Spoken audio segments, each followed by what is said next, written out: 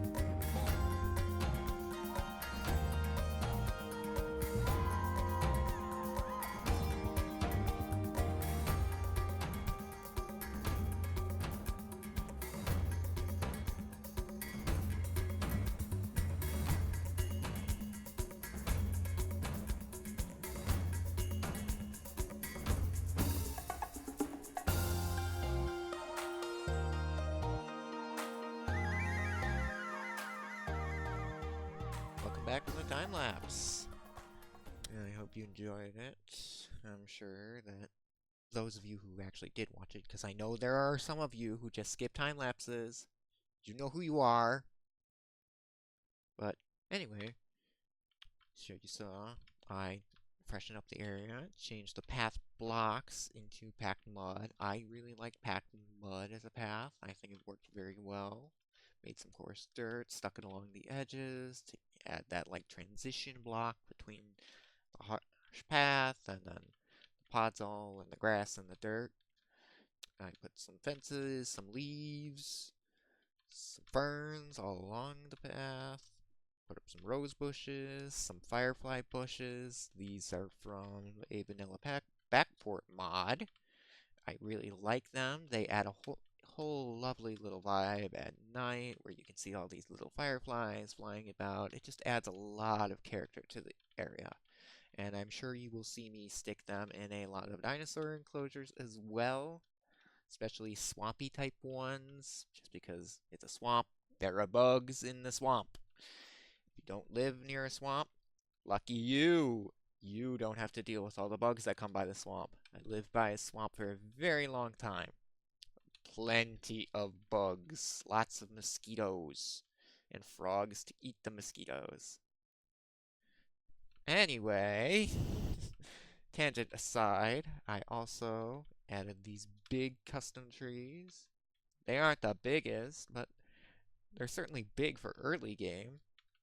Added 4 of them around the 5 of them, my bad, 5 of them around the house to just kind of frame in this area.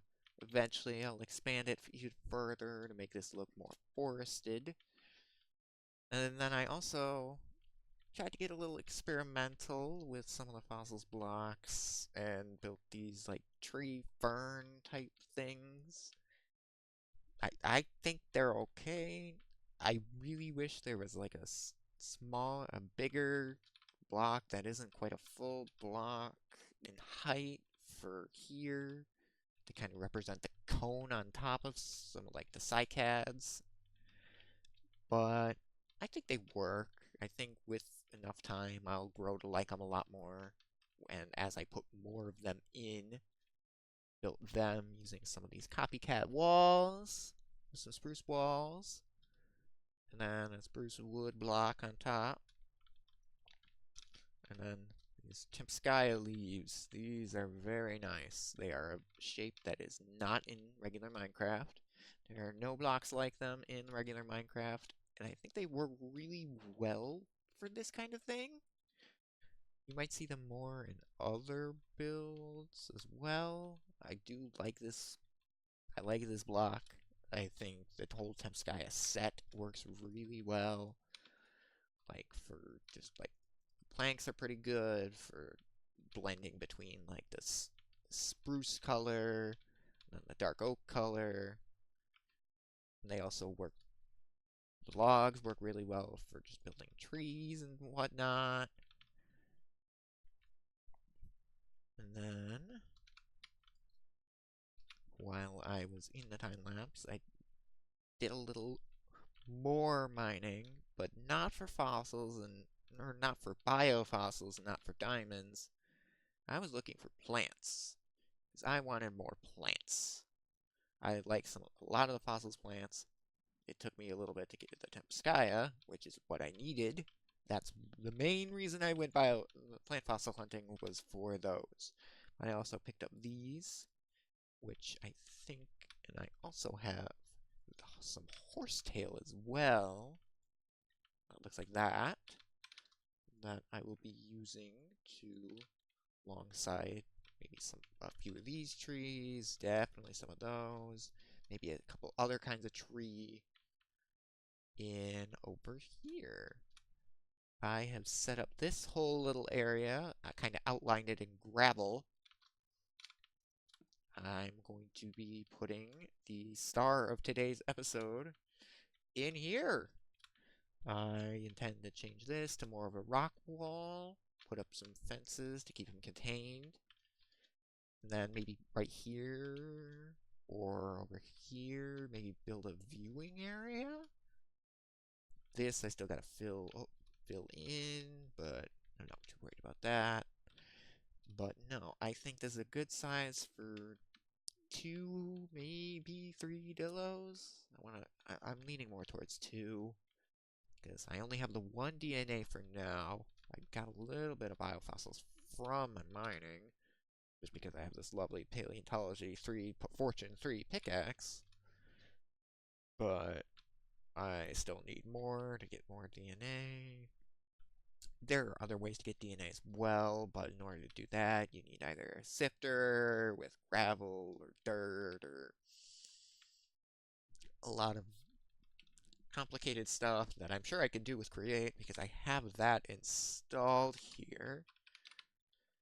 See all these blocks here, but I don't want to do that today. That's a little more intense. I almost want to dedicate its own episode to maybe doing that.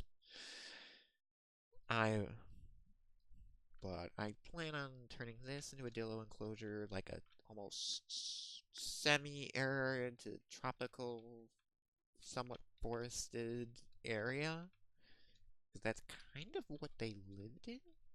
Like this, like, on the edge of sand dunes to a hot tropical area coming out of the Triassic. I think I know what I'm doing. I'm gonna have to get some blocks. Like I'm gonna need to grab a lot more packed mud, a bit more cursed dirt. Definitely a lot of sand and gravel to make some brown concrete, because I think that works really well as a dirt block. This block right here, brown concrete powder, not the concrete itself.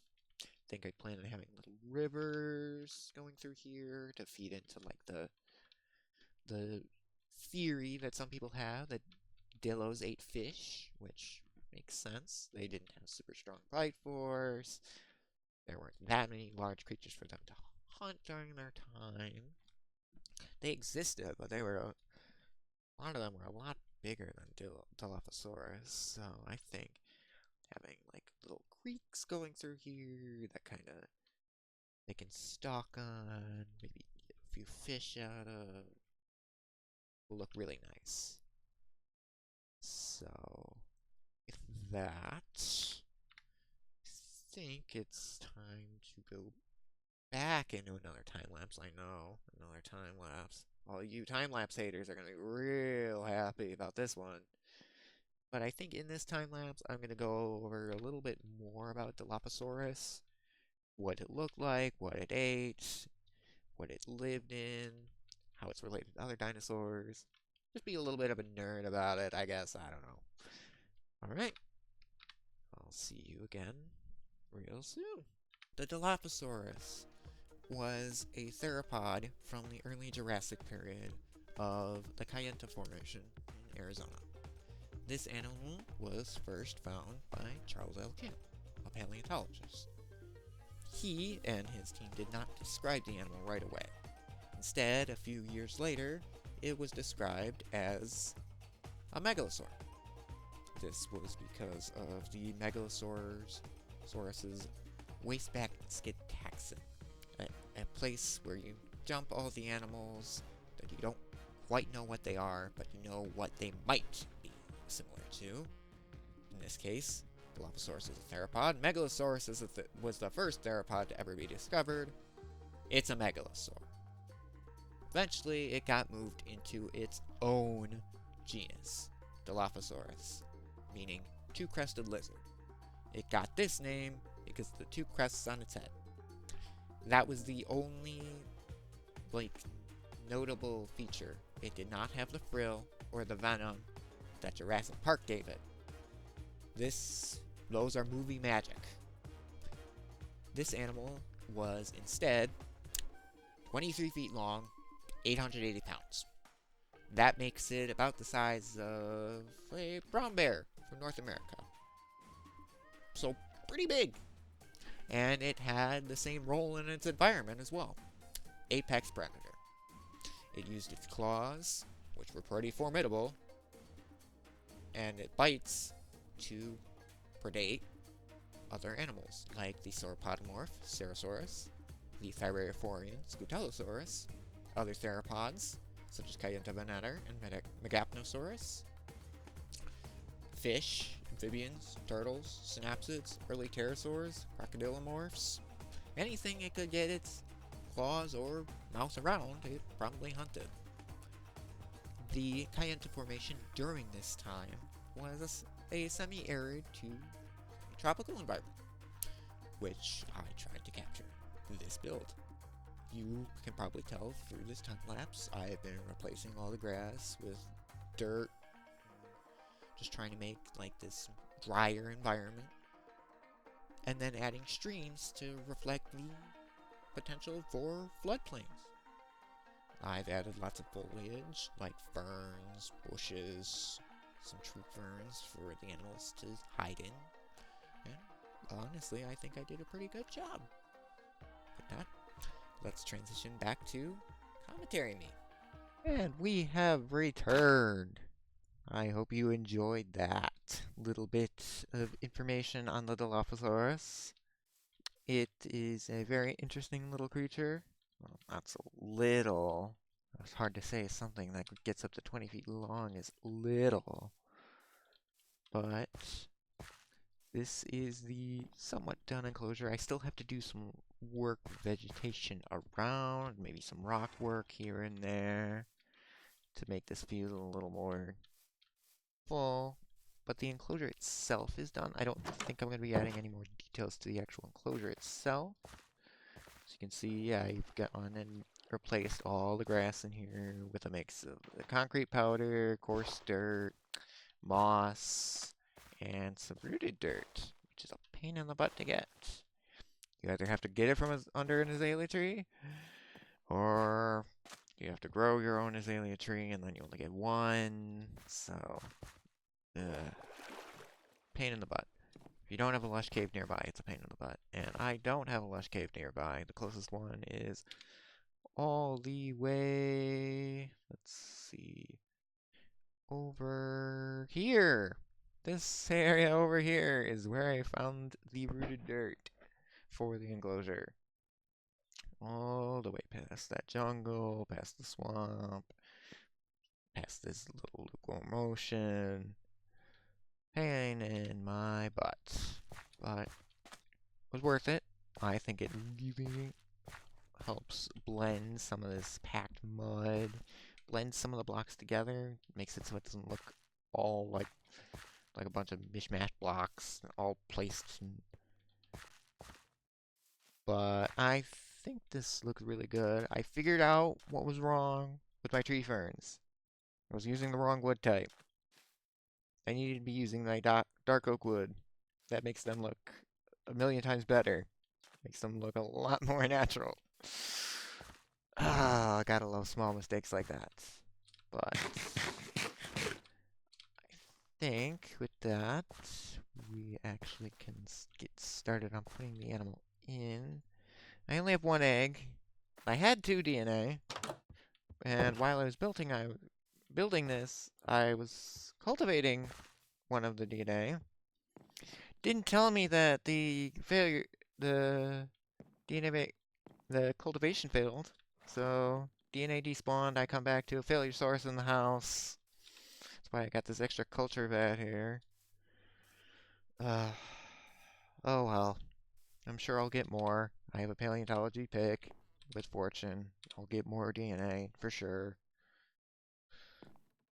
Let's get the feeder for the Dilo so that it can actually eat when I put it in there. Do we have a bone? No. Bone. Need a bone. Need a Dinopedia. Let's go get those from the house. Put the culture bat down. Got the egg. Because you need that for the bio goo. And I don't have a chicken farm, so I'm just kind of been grabbing eggs as I find them. And it's worked out okay.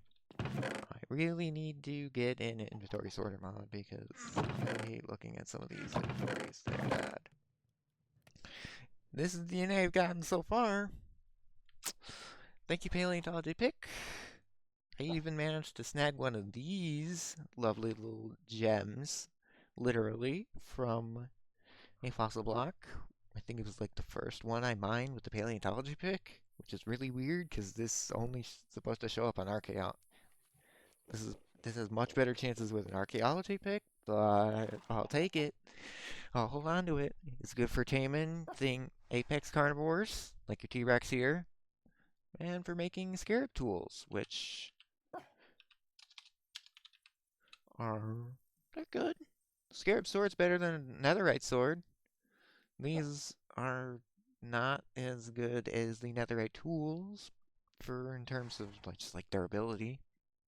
But if you want attack damage, which is what a sword's good for, I'd go with scarab gems. Also good for making these aquatic scarab gems, which are for things like mosasaurs. Alright.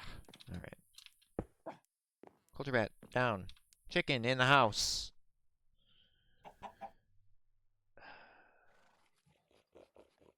Buddy, if you don't leave soon, I don't think you're gonna like what's gonna happen next. Unless you really want to be a house chicken. I guess it wants to be a house chicken. Okay, whatever. Well, I'll deal with him later. Move him somewhere else. No, I won't kill him. He's not going to die now. I'm going to sleep. Actually, no. I'm not going to sleep. Because there are pieces of the enclosure that only really come out at night. Nighttime. I forgot the bone. And the Dinopedia. The whole reason I came up here was to grab those two things. And I grabbed neither of them. Oh, gotta love ADHD sometimes. Anyway, here we go. And I need a book. Where are the books? Where did I put the books? Here somewhere. Okay, I don't know where I put them, so I'm just gonna grab one. That's easy enough. Book, other, Wikipedia. Done. Torches? Yep. Alright. Time to hatch. Okay. Oh, I made you mad. Okay. Alright, time to go. Oh, he'll be back. There he is. Alright, come on. Ooh, thank you for that. Gonna need those to eventually get through the dragon and get my elytra and make things. And shulker boxes. One thing I found when building this enclosure. I miss shulker boxes, man. They're so good for transporting stuff and just having material on you. This is not enough inventory space. And then I wanted to keep the experience pretty vanilla, so I didn't bring backpacks, but backpacks are really good. Let me know if you think I should just cave and install the backpacks, or wait until shulker boxes. Alright. And here's the enclosure inside, again. But, if you notice, there's some little firefly flying around. Because I'm being sneaky. No, that's my sneaky lighting. That's how I make sure that nothing spawns in the enclosure. It may not be like the brightest lit enclosure, but that's fine. It's more natural that way. But somewhere around here, I think it's this one? Yes. Firefly bushes hiding under carpet. That way you still get all these lovely fireflies without having all the firefly bushes. Okay. Now, in order to hatch an animal, torch, egg, Dinopedia. So you have to stay by the egg in order to tame it, unless it's an apex like a T-Rex. It will not tame that way. You can tame them after they've hatched, but it's more of a pain in the butt, so we're not going to do that. Well, and this is going to take a little bit, so let's find a good place for the feeder. Put a feeder. Feeder. Good place to put a feeder. Maybe right here? Kind of central. Yeah, good place for a feeder. Might hide it a little more later, but as of right now, Dinosaur AI isn't the best about finding feeders, so I'm just gonna leave as many faces as it can get to open. Looks like we got someone who's already looking in the enclosure. And he got bored, because there's nothing actually in here. Good for him. He can stay out there. Right by my horse. Oh, God, love waiting. But, yeah. I like this enclosure. I like the fence. I really like these chain blocks, but if there's one thing I want to say about these chain blocks, I wish they were compatible with diagonal fencing. That would make life so good. But I kind of have to do this, which I don't really like as much, because I have diagonal fencing. But, oh well. Apostles devs, if you're watching, make these compatible. If that's not on your end, then disregard everything I said, because I know coding is hard, because I've done it for many, many years. I know it's hard. I know it's not easy, especially when you're modding. But alright, get rid of those. Those guys are gonna be annoying. Let's check. From millions of miles away. Alright. There's the Dillo, the cute little Dillo. As you can see, I have the feathers turned on, because I'm sure I said it in the time lapse, but even early dinosaurs had feathers. So I turned on feathered Dillos. I think they look really good. I think it looks good on Dillos. Maybe not on something super big like Ceratosaurs. I don't see Ceratosaurs having feathers, but as we all know, science, it changes all the time. All the time. It's constantly changing. Just this year, we found out Nanotyrannus isn't even a baby T-Rex anymore.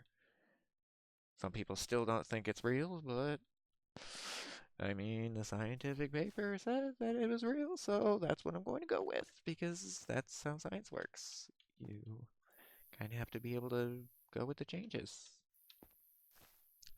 Build the feeder.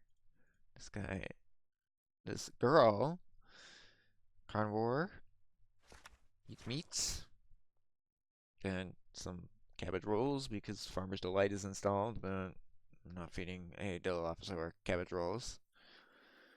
And it's diurnal, so daytime. Guess we didn't really need the nighttime, but I wanted to show off the fireflies, so we did nighttime.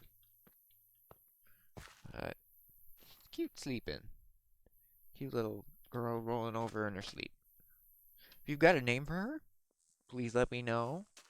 I love name suggestions. If not, I can come up. Can you feel your source flesh? Okay, didn't realize they could. Thought that was like rotten flesh. Nothing ate it. It was only good for turning into biogoo. But hey, learn something new about this game every day. Like, I definitely didn't get to building like this overnight. For sure. I built something in this game. Oh, look at him go! Look at him go! So cute. So adorable. Such an adorable little girl. Yeah, if you've got a name for her, please leave it in the comments. I would greatly appreciate that. The more comments, the better. Can you get out? I hope not. That's part of the reason some of these leads are here, is to make sure that you can't get out. Let's see if you can get out. Oh, I don't want to go Dillo hunting.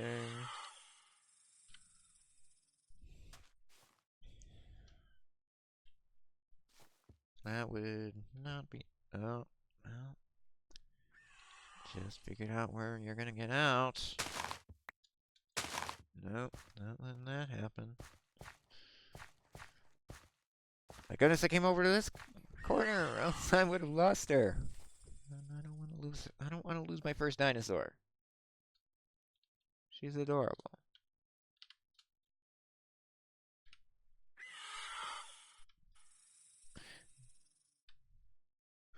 She's an adorable little girl. I can't say it enough.